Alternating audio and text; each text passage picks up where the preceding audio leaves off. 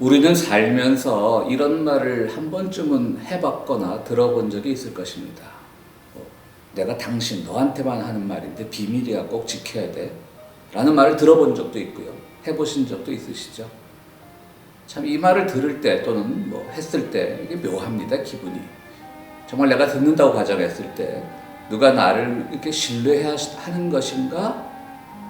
라는 기분이 좋게 들 땐 별로 없는 것 같아요. 그렇게 중요한 얘기면 꼭 나한테 해야 되나? 나도 부담스러운데 이걸 지켜야 되나? 라는 고민이 생기기 때문이죠. 그리고 어떤 경우에는 또 이 비밀이란 걸 그럼 나를 통해서 퍼뜨려달라는 것인가? 라는 의혹이 들 때도 있습니다.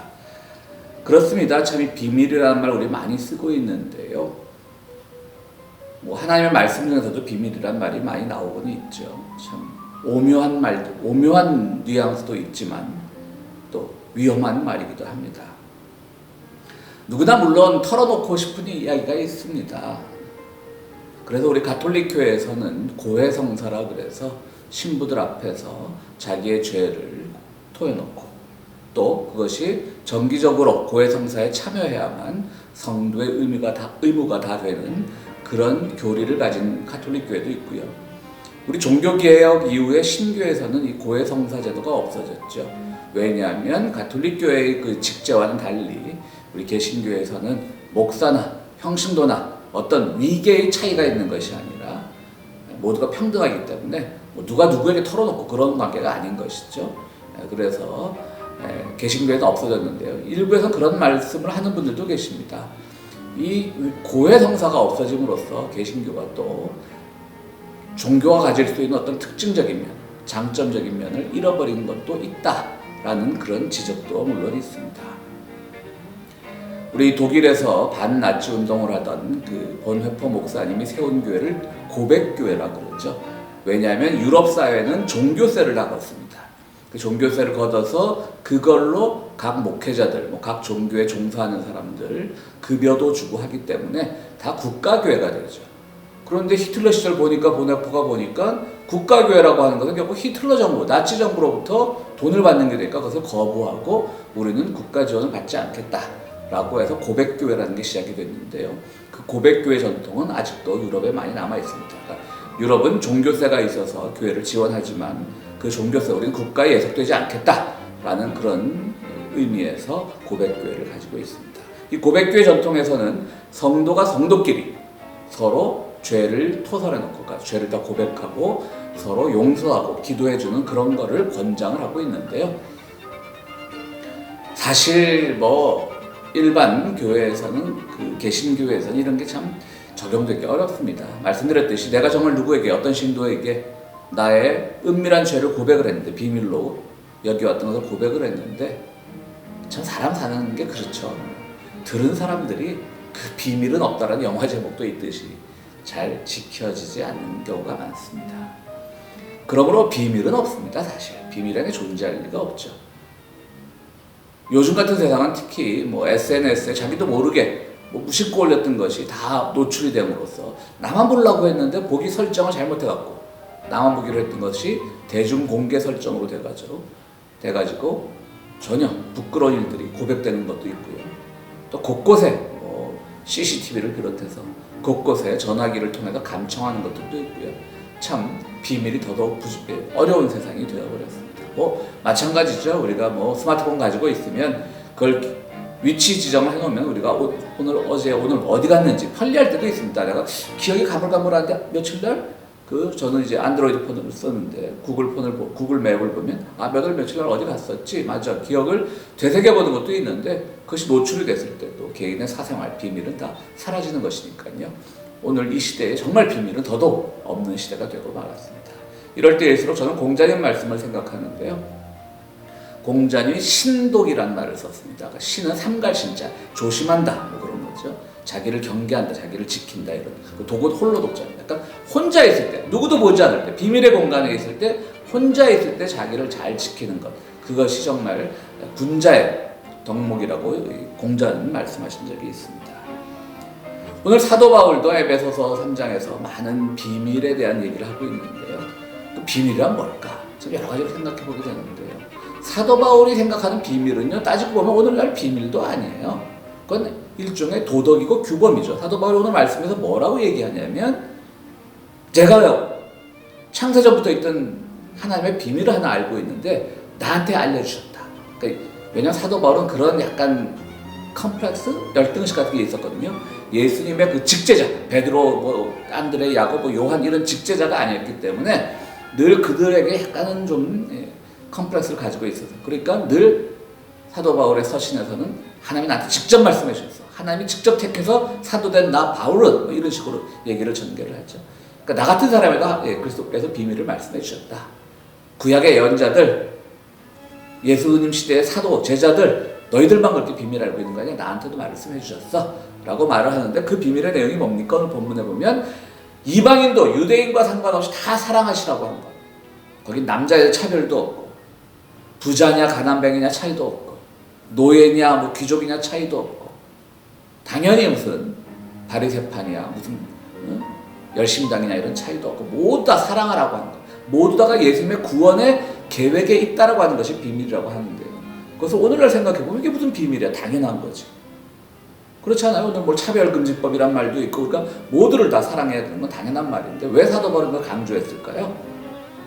자신이 사실은 엄청나게 아주 독실한 바리새파였죠. 그러니까 다른 사람들은 바리새파 이외의 사람들을 막 무시하고 그랬거든요. 이방인들을 무시하고. 그러다 좀 엘리트주의자였잖아.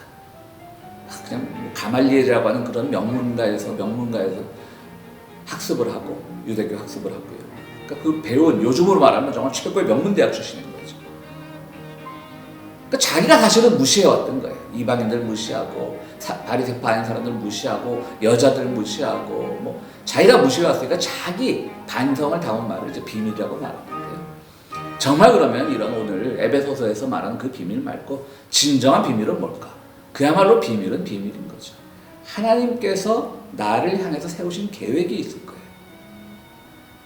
그것이 바로 비밀이고, 우리가 이 땅에서 모든 사람들이다, 모든 사람은 아니죠. 많은 기독교인들이 똑같은 하나님을 믿고 똑같은 예수를 고백을 하지만 그것이 모두가 하나의 어떤 틀에 박힌 그런 신앙이 아니라 나라고 하는 한 개인을 통해서 하나님께서 세우신 계획이 있는 거예요. 그게 오늘날 우리가 새로운 의미의 비밀로 받아들이면 되겠습니다. 그래서 구약에서도 늘 이런 표현이 자주 나오잖아요. 아브라함의 하나님, 이삭의 하나님, 야곱의 하나님. 그러니까 개별자와 하나님이 만나는 거예요. 물론 이스라엘 유대인 공동체, 히브리 공동체, 그런 공동체 생활도 중요하지만 하나님과의 나와의 직접적인 관계로부터 시작을 해서 공동체로 퍼져나가는 것이지, 그것이 개별성을 무시하면 안 된다는 것이죠. 그러니까 우리가 오늘날 이 비밀이라고 하는 것은 하나님이 나라고 하는, 수많은 크리스천 중에 나라고 하는, 여러분이라고 하는 각 개인을 위한 섭리의 계획을 가지고 계신 거예요. 그것이 오늘날 우리가 에베소서에서 말하는 비밀을 오늘날 현대적 의미로 해석할 수가 있을 것입니다. 그럼 그 비밀은 우리가 어떻게 알 수 있느냐? 자, 그리스도를 통해서 알았다 그러죠. 사도 바울은. 우리는 어떻게 알 수 있는가? 첫 번째로는요, 하나님의 비밀은 우리의 비밀을 먼저 고백할 때 서로 비밀이 없는 관계가 되는 겁니다.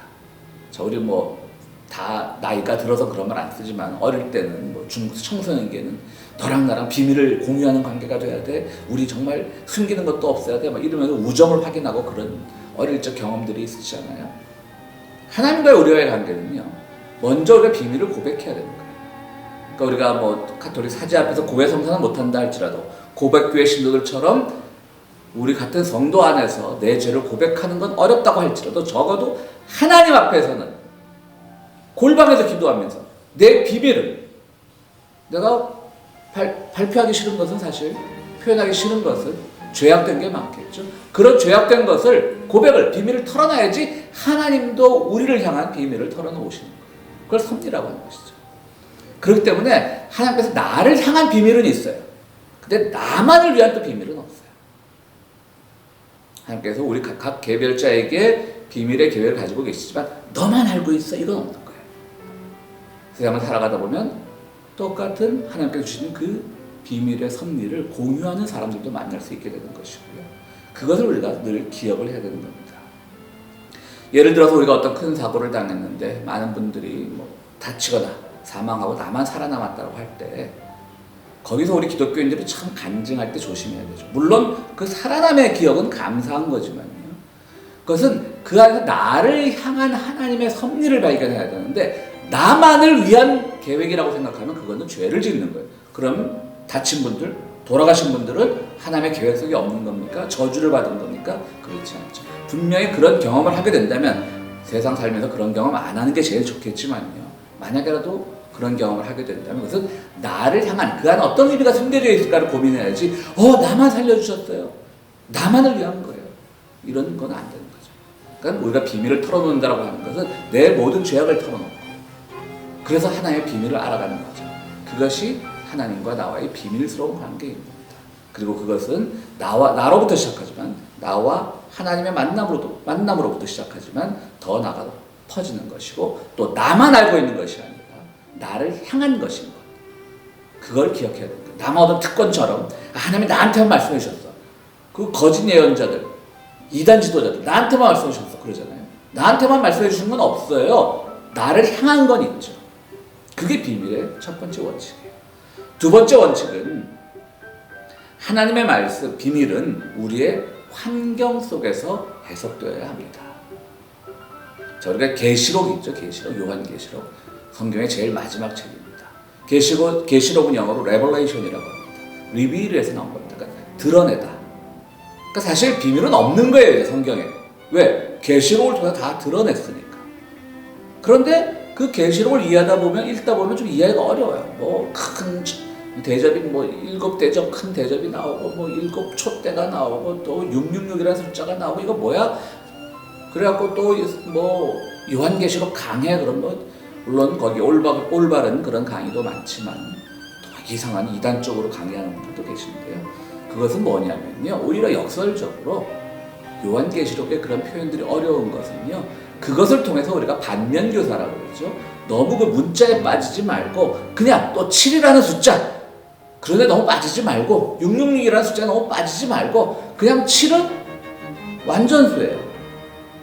그리고 항상 또 어떤 행운의 숫자이기도 해요. 그러니까 어떤 의미가 있다기보다는 7이라는 걸 통해서 완전수를 통해서 하나님의 계획과 섭리가 완전하게 우리에게 전개된다고 하는 거 그런 의미죠. 물론 성서를 연구하다 보면 7대접이 뭘 의미하는지 7 촛대가 뭘 의미하는지 그런 걸 연구해야 될 필요성을 느끼지만 우리는 거기에 너무 빠지다 보면 점점 신기해가지고 이단들이 다 요한계시록으로부터 실족하잖아요. 요한계시록으로부터 실족해서 그들만의 이상한 논리를 펴게 되고 그러죠. 666도 뭐 여러 번 말씀드렸지만 우리가 오늘 쓰는 숫자가 아라비아 숫자라고 하듯이 1, 2, 3, 4 쓰는 것은 중동 쪽에서 시작한 숫자 표기법이죠. 그러니까 그 당시 뭐 헬라어나 히브리어나 라틴어에는 숫자 개념이 없었어요. 그러다 보면 알파벳으로 숫자를 대신하는 거죠. 그러니까 666은 풀었으면 알파벳으로 풀었으면 뭐 당시에 그 포악했던 로마의 군주 네로라고 하는 주장도 있고 그냥 어떤 군주를 케사르라고 하죠. 시저라고 하는 케사르라고 하는 뭐 성경식으로 하면 가이사가 되죠. 그런 군주를 의미하는 거다 이렇게 하는 거예요. 그러니까 오늘날 해석을 하면 자꾸 뭐 무슨 뭐 뭡니까 그 바코드에 보면 뭐 666이다 뭐 자동차 타고 가다 666 숫자 보면 뭐 재수 없다 그러고 막 그런 분들 많잖아요. 그게 아니라 오늘날 우리가 살아가면서 하나님께서 비밀스럽게 말씀하신 숫자들 이건 별게 아니라 오히려 오늘날도 있는 그런 포악한 지도자들, 오늘날도 있는 그런 독재적인 지도자들, 오늘날도 있는 그런 더 지도자가 됐으면 많은 사람들을 가난한 사람들을 돌보고 경제적 평등이 이루어질 수 있도록 전개를 해야 되는데 안 그래도 부유층에 집중되어 있는 경제적 이득을 더 많이 가져갈 수 있도록 법을 고친다라든가 그런 지도자들이 곳곳에 많잖아요. 그런 사람들이 오늘 666인 거예요. 내 몸에 무슨 바코드가 있어서 666이 아닌 거고 어떤 숫자 666을 봤다고 그게 666이 아닌 거고 그렇게 되는 거예요. 그게 비밀이에요. 비밀을 드러내 주십니다. 비밀은 없어 생겨진 비밀은. 그리고 쉬운 거예요. 공동체를 통해서 우리의 경험을 통해서 해석되어야 되는 거예요. 그것이 오늘날 하나님의 비밀인 겁니다. 사도 바울은 그 당시 자기가 너무 깨달은 게 죄스럽기도 하고 내가 왜 그깟 바리새파가 뭐라고 그렇게 많은 사람들을 무시하고 내가 남자로 태어난 게 뭐라고 그 여성들을 무시하고 여성들은 그러고도 계속 사도 바울도 깨우치지 못한 부분이 있었잖아요. 뭐 여성들은 교회에서 잠잠하라 그러고. 그러니까 사도 바울도 계속 발전적인 인물이었어요. 사도 바울이 완성된 인물이 아니었어요. 그러니까 우리가 하나님의 말씀은 1.1력도 뭐 잘못이었고 성경의 하나님 말씀인데 어떻게 사도 바울의 말이 틀렸느냐. 여성은 교회 잠잠해야지. 이게 아니에요. 하나님의 말씀이 완벽하다라고 하는 것은 바로 사도 바울도 그렇게 뛰어난 그런 종교적인 천재도 그렇게 배워가고 있는 것을 보여주기 때문에 완벽하다는 거예요. 오늘 우리가 완벽합니까? 성경을 통해서 계속 배워가잖아요. 그런 것처럼 사도 바울도 성경을 통해서 배워가는 과정이 성경 속에 고스란히 담겨있기 때문에 그것이 하나님의 말씀이 되는 것이고, 그래서 우리가 하나님의 말씀은 완벽하다고 하는 거죠. 사도 바울 그런 사람. 그러니까 오늘날 우리의 비밀은 사도 바울은 그때 경험이 너무 컸던 거예요. 하나님 비밀을 말씀해 주셨어. 이때까지 구약에 있다가 구약의 예언자들 막 그냥 만나본 적은 없지만 사도 바울이 예언자들 막 자기들 많은 거 보기 싫었는데, 또 신약 시대에 또 막 예수님 제자들이 사도 바울 나타나니까 예루살렘 회의에서 만나가지고 굉장히 무시하잖아요. 베드로 같은 사람들이. 그게 막 한이 맺혔던 거죠. 그래 나한테만 비밀 말씀해 주셨는데 유대인이나 이방이나 다 똑같이 구원받는 거야 라는데 참 좀 허무하죠. 그걸 비밀이라고 그러나 그건 윤리적인 차원이고 도덕적인 차원이고 기본적인 차원인데.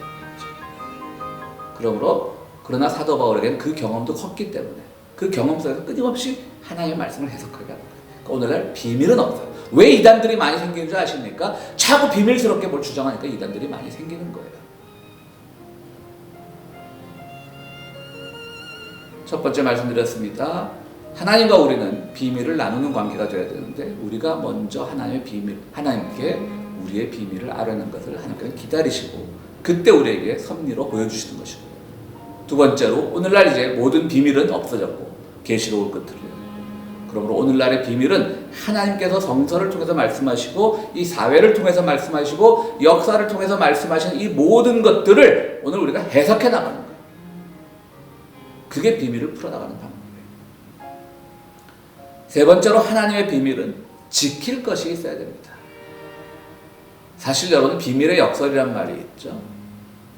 비밀이 정말 어떤 사람의 비밀을 얘기해 줬는데 정말 이 사람이 입이 무거워갖고 그 얘기를 평생 죽기까지 꼭 입 다물고 있었어. 그럼 그게 비밀일까요? 아닐까요? 그건 비밀이 아니죠. 그게 비밀의 역설이에요. 그건 그냥 없는 얘기가 되는 거예요. 그렇죠? 아무도 기억 못해요. 말한 사람과 들은 사람만 기억하지만 수십억 인구 중에 두 사람만 아는 얘기는 없는 얘기죠. 그러니까 비밀의 역설은 비밀은 이야기가 돼야지만 비밀이 가치가 있는 거죠. 여러분 그 알퐁스 도데라는 프랑스 작가를 잘 아시죠? 그 알자스 로렌 지방에서 막 어떨 때는 독일 영토가 되고 어떨 때는 프랑스 영토가 되고, 그래서 오늘은 이제 프랑스어를 배우는 마지막 시간이다. 마지막 수업이란 단편 소설도 있고요. 또 어떤 목동이 이제 산 속에서 별을 보고 했던 그 경험, 참 아름다운 소설들이 많죠. 알퐁스 도데의 코르니유 영감의 비밀이라는 책이 있습니다. 코르니유 영감의 비밀이라는 책은 뭐냐면요, 저희 당시에 이제 밀을 빻아가지고 빵을 만들고, 그러니까 일종의 방앗간이죠. 근데 그 동력을 어디서부터 구하냐면 이제 바람, 풍차로부터 구하는 거예요. 유럽에 풍차들 많잖아요. 그러니까 풍차로부터 구해가지고 이제 많은 이제 사람들이 밀을 빻아서 빵도 만들고 했는데 어느 날 이제 증기, 일종의 동력을 이용하는 그런 제분 기계, 그러니까 방화기계가 들어온 것이죠. 그러니까 전통적인 방앗간들은 풍차를 이용한 방앗간들은 다 망하는 거예요. 근데 코르니유 영감만이 하는 방앗간이 잘 되는 거예요. 매일 밤 나귀에다가 밀을 몇 포대씩 실어가지고 나르고 풍차를 계속 돌리고 하는 거예요. 근데 또 그분의 삶이 이렇게 또 나아지는 것 같지도 않아요. 그리고 사람들도 이상한 거예요. 요즘같이 더 편한 그런 증기로 돌리는 방화기가 나왔는데 왜 저 풍차식을 사람들이 고집하고 누가 저렇게 저 집에다가 빵을 만들어 달라고 밀을 빻아서 재분해 달라고 부탁을 할까. 그래서 동네 악동들 꼬마들이 몇 명 밤에 몰래 가서 봤어요. 그랬더니 그냥 빈 풍차만 돌고 있는 거였어요. 그럼 그 밀은 뭐냐? 매일 밤 나귀로 배달하던 그 밀은 뭐냐? 그 그 나르던 밀은 밀이 아니라 그냥 뭐 일반 뭐 톱밥 같은 거. 그러니까 사람들에게 보이게 하는 거죠. 그 사람들은 그걸 보고 끊임없이 그것을 기억해내고 그분이 끝까지 자기의 전통을 지키려고 했던 그 정신을 높이 사게 되고 그렇게 이제 해피엔딩으로 끝나게 되는 뭐 꼭 해피엔딩은 아니지만요. 어쨌든 슬프지 않게 끝납니다. 모두가 그 코로니우 영감이 몰래 실제로는 거짓말이었지만 빵을 만드는 척했던 제분기를 돌렸던 그런 것을 가지고 이제 코로니우 영감의 비밀이라는 그 소설이 있는데요. 그렇습니다. 새로운 문명이 오면 받아들이는 것도 물론 좋죠. 그러나 많은 사람들은 또 어떤 옛것이 사라지는 것에 대한 두려움도 있는 겁니다. 코로니우 영감은 그걸 지키고 싶었던 거예요. 물론 말씀드렸듯이 세상이 변하는데 빨리빨리 변하는 것도 중요하겠죠. 물론 코로니우 영감의 이 결정이 뭐 좋다고만 할 수 없는 거지만 그분은 그분대로 지키고 싶은 것이 있는 거죠. 그래서 아마도 이 알뽕스토리도 그 제목을 뭐 나쁘게 지을 수도 있잖아요. 코로니우 영감의 사기극 뭐 이렇게 지을 수도 있는데 비밀 이렇게 해서 아름답게 소설을 끌고 나옵니다. 그렇습니다. 우리가 하나의 비밀이라고 하는 것은 정말 뭐 비밀스러운 것들 끊임없이 해석해야 되겠지만 반대로 그 해석하는 과정에서 내가 무엇을 위해서 이 비밀이 필요한가 나에게. 나는 어떤 것을 지키기 위해서 하나님께서 나에게 말씀해 주시는 비밀을 간직하기를 원합니까? 여러분은 무엇을 지키기 원하세요? 물론 우리가 개인의 구원도 중요합니다. 우리의 죄 사함 받는 것도 중요합니다. 그러나 하나님께서 우리를 이 땅에 보내셨고 20세기에 태어나서 21세기까지 살게 하시는 이 시대적인 의무감도 있을 것이고 또 이민자로 살아가는 공간적인 의무감도 있을 것이고 또 평화의 교회 교인으로 살아가는 이런 교회 공동체로적인 의무감도 있을 것이고 여기서 우리에게 주신 비밀이 무엇인가? 나는 그 비밀을 어떤 방식으로 지켜나갈 것인가? 이 이민자 네트워크, 이 교회라고 하는 공동체를 또 한인이라고 하는 더 넓은 공동체를 21세기를 살아가는 정말 이 코로나 시국에 모든 것이 다 순조롭게 풀리는 것 같지만 다시 신냉전 시기가 다가오고 이 시기에 하나님께서는 우리에게 어떤 비밀을 보여주시고 나는 그 비밀을 간직함으로써 그 비밀을 어떤 것을 지켜야 되는가? 정의를 지켜야 되는가? 사랑을 지켜야 되는가? 거기서 우리 개인이 죄 용서받고 구원받는 것만 지킨다고 하면 여러분들 너무 서글프지 않으세요? 물론 그것이 신앙의 기본입니다. 출발점이긴 합니다. 그러나 그것을 지켜나가는 것이 정말 무엇일까를 늘 생각해야 되는 겁니다. 오늘 사도 바울은 비밀을 말했지만 사실 그 비밀의 내용은 말씀드렸듯이 너무나 당연한 것이고 비밀이라고 하기까지에는 좀 부족한 것이 많습니다. 그러나 사도 바울의 경험의 현장으로 돌아가 보면 사도 바울에게 그 너무 큰 비밀이었던 거죠. 유대인과 이방인이 같은 존재였어. 똑같이 하나님의 사랑 속에 있는 구원의 대상이었어. 남자와 여자가 같은 존재였어. 오늘 21세기로 오면 이성애자와 동성애자가 다 같은 존재였어. 같은 인간이었어. 피부 색깔이 아무 상관없이 다 같은 인간이었어. 사실 사도 바울의 비밀이라고 하지만요. 사도 바울의 경험이 제가 일천했다 좀 짧았다고 하지만 오늘날 21세기도 그런 사람 많잖아요. 남자와 여자는 달라. 그래도 그렇지. 흑인은 이로 다르고 백인 저로 다르고 황인종 이로 다르고 달라. 다른 건 당연히 있죠. 피부색도 다르고. 왜 다른 데 집중합니까? 같은 데 집중해야지. 부자와 가난은 달라. 게으르니까 가난해졌겠지. 무능하니까 가난해졌겠지. 오늘날도 아직 비밀을 못 깨우친 사람들이 많아요. 그런 거 보면 또 사도 바울이 그 당시로서는 뭐 잘 깨우쳤다고 할 수도 있겠네요. 그렇습니다. 오늘 어쨌든 결론은요. 비밀은 없는 시대가 되었고요. 하나님께서 우리에게 끊임없이 말씀해 주시길 원하시고 우리는 하나님 앞에 말씀을 드려야 되는 관계. 그 비밀이 없는 관계. 동시에 비밀은 끊임없이 올지라도 우리가 삶의 공간에서 경험해서 그것을 해석해내는 관계. 그것을 해석해냄으로써 우리가 무엇을 지킬 것인가 하나님의 말씀을 가지고 이 세상에서 무엇을 지킬 것인가를 늘 고민할 때 정말 주님께서 우리에게 가르쳐 주신 그 비밀이 그대로 드러나는 것이고 그것이 오늘날 비밀이 없는 시대가 되는 것입니다. 사랑하는 성도 여러분, 오늘 주님께서 우리에게 비밀이라고 할 수 있는 많은 것들을 여전히 주고 계시겠죠. 이 코로나도 사실 비밀이죠. 왜 이런 역병을 주셨을까? 우리는 끊임없이 그 안에서 새로운 공동체를 만들어 나가고 새로운 사랑의 방법을 터득해 나가고 새로운 사귐을 터득해 나가고 이렇게 해가면서 우리가 더욱더 하나님의 비밀의 아주 자연스러운 해석자가 되어야 되는 것입니다. 늘 성도 여러분, 내 삶에 주신 하나님의 비밀이 무엇일까를 생각하고 그것을 나만 꽁하니 갖고 있고 나만 알고 있어 이것이 아니라 늘 해석하고 공개하고 나누고 지킴으로써 하나님의 비밀을 지키는, 비밀을 잘 해석해내는 사도 바울 같은 위대한 사도들이 되시기를 간절히 바랍니다.